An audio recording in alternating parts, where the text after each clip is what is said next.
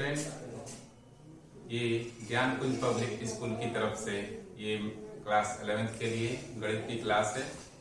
मैंने पिछले क्लासेस में आपको बताया था वृत्त के बारे में, वृत्त के समीकरण को कैसे निकालते हैं, केंद्र और त्रिज्या दे रखा है तो वृत्त के समीकरण को कैसे निकाल सकते हैं, या वृत्त का समीकरण दे रखा है तो उसके वृत्त के केंद्र और त्रिज्या को आप कैसे निकाल सकते हैं। मैंने पिछले वीडियो में आपको ये बताया था।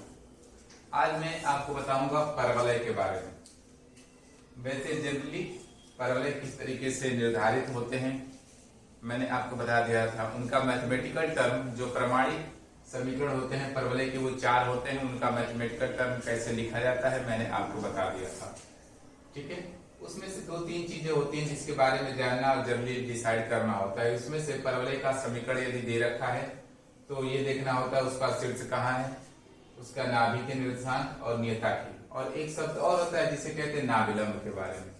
ठीक है, तो आज मैं आपको नाभिलंब बताऊंगा, और अगर किसी परवलय का शीर्ष, नाभि और नियता दे रखा है तो उससे किस तरीके से उस परवलय का जो है समीकरण निकलेगा वो मैं आज आपको बताऊंगा। चलिए हम जल्दी नाभिलंब की बात करते हैं। नाभिलंब किसी परवलय का कैसे आप निकालेंगे। देखिए, पहले मैं आपको नाभि के बारे में मैंने बताया था। नाभि होती क्या है, परवलय के अंदर एक ऐसा बिंदु होता है जो स्थिर होता है जिसे नाभि कहते हैं। उसके निर्देशांक को 1, से लिखते हैं। यदि परवलय का शीर्ष मूल बिंदु है तो उसके नाभि के निर्देशांक, अगर ये परवलय इधर से x एक्सिस की धन दिशा की तरफ अगर खुला हुआ है तो हम इसको इस रूप में लिखते हैं 1, नाभिलंब क्या होता है, नाभि पर एक ऐसी लाइन आप खींचे जो नाभि से होकर जाए, और जहां पर नाभि, जिस लाइन पर ये नाभि है उस पर लंब हो, तो इस लाइन की लंबाई को कहते हैं नाभिलंब। देखिए कहां से होगा, हम एक ऐसी लाइन खींच रहे हैं जो जिस लाइन पर ये हमारा नाभि है, ये और ये लाइन आकर इस लाइन पर बिल्कुल अभिलंब हो पड़े। देखिए 90 अंश के डिग्री। तो इस वाले लाइन की जो लंबाई होती है यहाँ से यहाँ तक, परवलय के अंदर ही यहाँ से यहाँ तक, इसे हम बोलते हैं नाभिलंब, लेटस रेक्टम जिसे कहते हैं। ठीक है, अब हमको निकालना है कि इस लेटस रेक्टम की लेंथ क्या होगी, पूरी लंबाई क्या होगी। ठीक है, लंबाई कैसे हम निकालेंगे, हम पहले काम क्या करेंगे, यहाँ से यहाँ तक की लंबाई हम निकाल लेंगे। देखिए, अब जब लाइन खींचेंगे तो परवलय पर यहाँ पर भी कहीं टच करेगा, ये लाइन परवलय पर यहाँ पर भी टच करेगा। ठीक है, हमने इस परवलय को बना दिया है। परवलय y² = 4ax का लेटस रेक्टम कितना होगा, नाभिलंब कितना होगा, वही हमको निकालना है। देखिए, ये परवलय का शीर्ष हो गया, ये परवलय हो गया y² = 4ax का। ठीक है, अब चलिए, अब यहाँ से हम एक ऐसी लाइन खींचते हैं, परवलय से होकर जा रहा है, नाभि से भी हो रहा है, और इसको जो है बिल्कुल अभिलंबवत ये वाला यहाँ पर पड़ रहा है, ये लाइन, इस लाइन को हम बोलते हैं नाभिलंब। चलिए, अब यहाँ से जरा निर्देशांकों की बात करें, जरा ध्यान रखिएगा। अब ये नाभिलंब जहाँ पर मिल रहा है, इस बिंदु के निर्देशांक को हम xy नाम दे रहे हैं। अब देखिए, अगर हम इस बिंदु की बात करें, इसके निर्देशांक अगर a हैं, अब यहाँ पर कहीं पर भी ऊपर जाएंगे तो y वाला टर्म तो बदलेगा यहाँ पर प्रत्येक बिंदु के लिए, लेकिन x वाला टर्म कैसे रहेगा, एक समान। यानी प्रत्येक बिंदु के लिए यहाँ पर इस प्रत्येक लाइन पर x कितना होगा, a ही के बराबर होगा, क्योंकि किसी भी निर्देशांक की आप बात करेंगे इसके प्रत्येक बिंदु पर y यहाँ तक हो गया, लेकिन a अभी कितने, x कितना रहेगा, a के बराबर। यहाँ पर भी y बढ़ गया, लेकिन मुझे x a के बराबर रहेगा। तो अगर हम परवलय पर आ जाए जहाँ पर ये नाभिलंब आकर परवलय पर मिल रहा है, तो इसके x वाले निर्देशांक किसके बराबर होने चाहिए, a के बराबर। तो हम यहाँ पर लिख सकते हैं कि ये बिंदु P है, उसका निर्देशांक कितना होगा, a। ठीक है, वही चीज हम यहाँ पर भी बात करेंगे। नीचे भी आएंगे तो यहाँ पर जो लेटस रेक्टम आपको मिला है, इसके निर्देशांक होंगे a, आपको -y। ठीक है, अब चलिए, अब देखिए, ये बिंदु a, y आपको इसी परवलय पर है, तो ये परवलय पर है, तो इस परवलय को क्या करेगा, पूरे तरीके से संतुष्ट भी करेगा। मतलब x की जगह आप a रख सकते हैं, y की जगह तो आपको y कहेगा। चलिए, हम इसमें सब्स्टिट्यूट कर रहे हैं, एक y की जगह y ही रहेगा, तो ये होगा y² = 4a। x की जगह हमें यहाँ पर क्या रख सकते हैं, a, और जब a रखेंगे तो कितना आ जाएगा, y² = 4a²। जब y बराबर देंगे तो ±2a, मतलब y के x के x बराबर a के लिए y के कितने मान मिलेंगे, 2 मान, एक तो +2a और दूसरा -2a।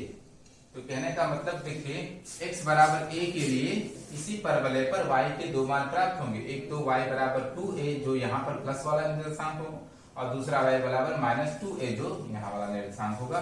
तो अब इसके निर्देशांक को कैसे लिख सकते हैं, देखिएगा ये होगा a कामा 2a और नीचे का निर्देशांक कितना होगा a कामा -2।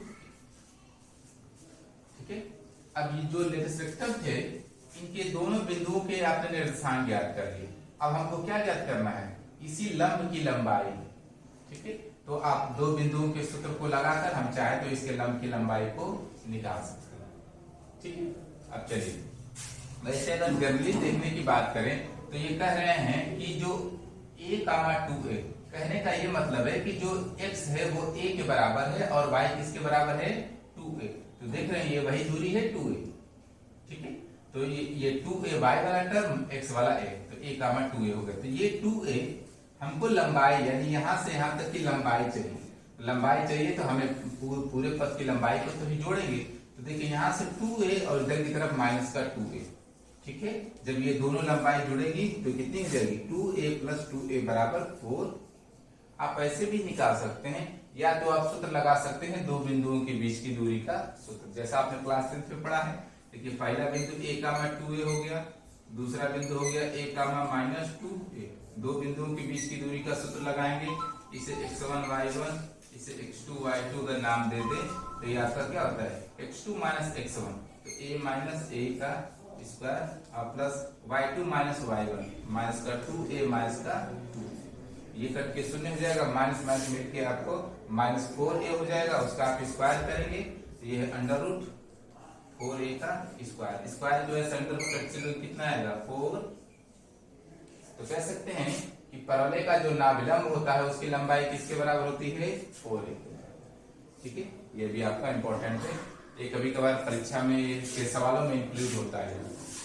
ठीक है, नेक्स्ट टाइप का सवाल जो कभी कभार बनते हैं ऐसे कहता है कि उस परवलय का हमें समीकरण निकालिए कि जिसकी नाभि इतनी है और जो है और शीर्ष इतना है और उसका नाभिलंब क्या होगा, उसकी नियता का समीकरण क्या होगा। ठीक है ना, चलिए देखिए निर्देशांक ज्यामिति, आपने निर्देशांक ज्यामिति के अंदर ये आपका आता है शंकु परिचय।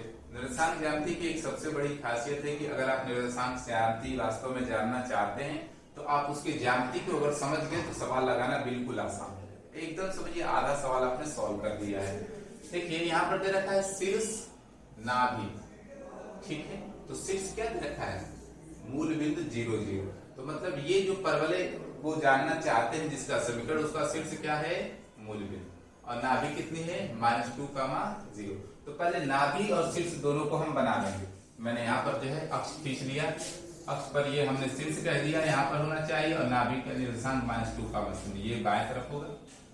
ठीक, मैंने ये चीज बना दी। अब परवलय कैसा होना चाहिए, तो मैंने बताया परवलय की जो किस्में इस तरीके से होती हैं, नाभि जहां पर होता है उसी अक्ष पे खुला होगा, तो परवलय का शीर्ष यहाँ पर होगा और शीर्ष और नाभि को मिलाने वाली जो लाइन होती है उसी के अबाउट परवलय हमारा सिमेट्रिक सममित होगा। वैसे मैंने आपको परवलय खींच लिया ये इस तरीके से, देखिए।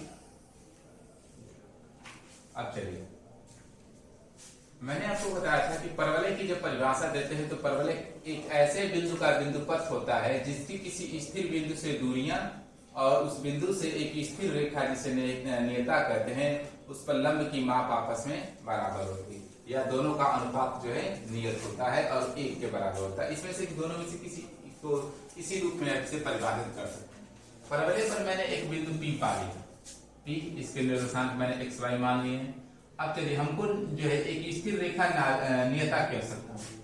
मैंने आपको बताया था कि शीर्ष से जितनी दूरी पर नाभि होती है जस्ट टू सेम उतनी ही दूरी पे पीछे की तरफ क्या होती है नियता।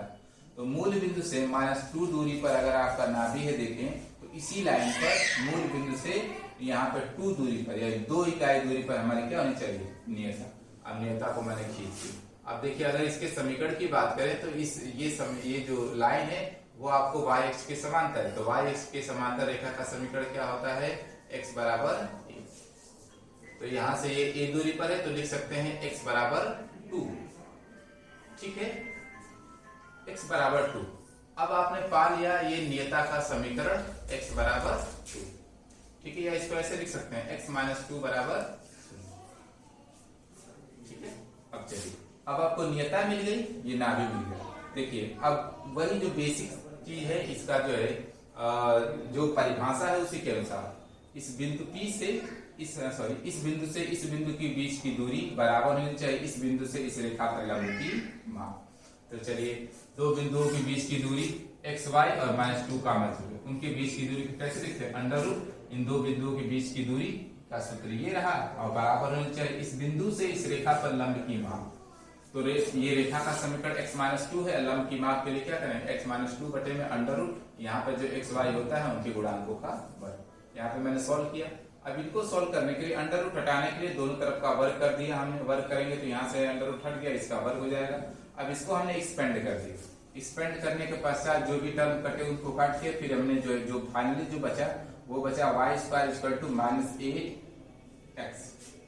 अब इस चीज को परवलय के ये समीकरण को जब हमने पा लिया तो जरा इससे हम देखेंगे कि हमारा उत्तर कहां तक सही हो सकता है। जरा अपना एक आइडिया लगाने की कोशिश करें।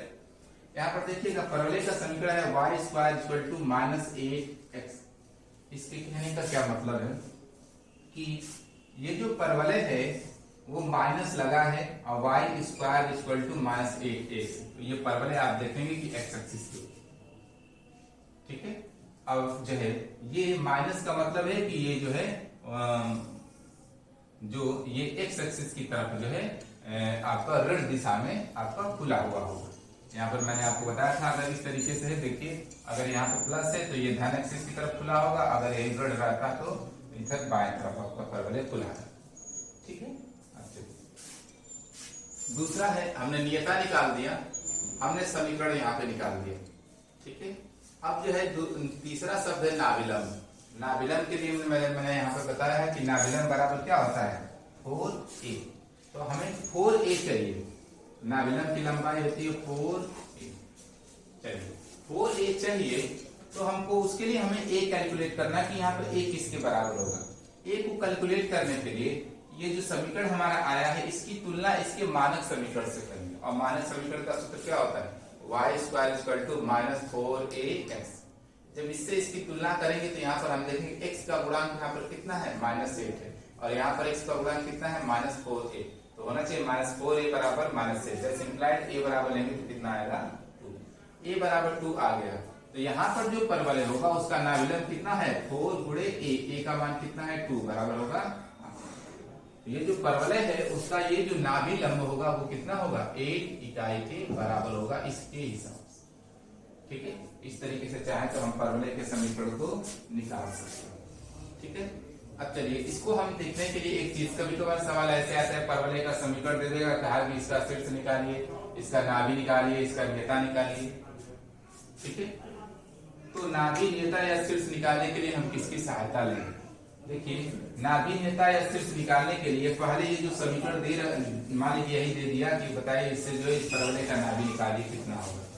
तो नाभि निकालने के लिए हम इस परवलय के समीकरण की तुलना इसके मानक समीकरण से करते हैं और मानक समीकरण इसका कितना है y² = 4ax, ठीक है। अब देखिएगा अगर इस रूप का अगर समीकरण रहता है तो इसका जो नियता का समीकरण होता है वो होता है x = a, ठीक है। अब चलिए अब जो है जब यहाँ से जब तुलना करेंगे तो इन दोनों की तुलना करें तो आप पाते हैं कि a बराबर कितना होगा 2। तो इस परवलय का मानक समीकरण कितना हो जाएगा x = a = 2 या हो जाएगा x - 2 = ये इस परवलय का नियता का समीकरण। और इस रूप में है तो इस रूप में मानक समीकरण का जो नियता होती है वो होती है -a का मान 0, ठीक है। तो चलिए यहां से हमने निकाला है x = a बराबर कितना है 2, तो ये हो जाएगा -2 का मान। देखिए ये बिल्कुल वही समीकरण है, -2 का मान a इसका नाभि है और x = 2 इसका नियता है, ठीक है। तो इस तरीके से आपके परवलय में बहुत सारे समीकरण आएंगे, बहुत सारी विधियां हैं। आप अपनी किताब से देखकर क्वेश्चन को सॉल्व करिए, इसमें जो समस्याएं आए आप चैनल पे कमेंट्स करिए, मैं जवाब देने की कोशिश करूंगा। धन्यवाद।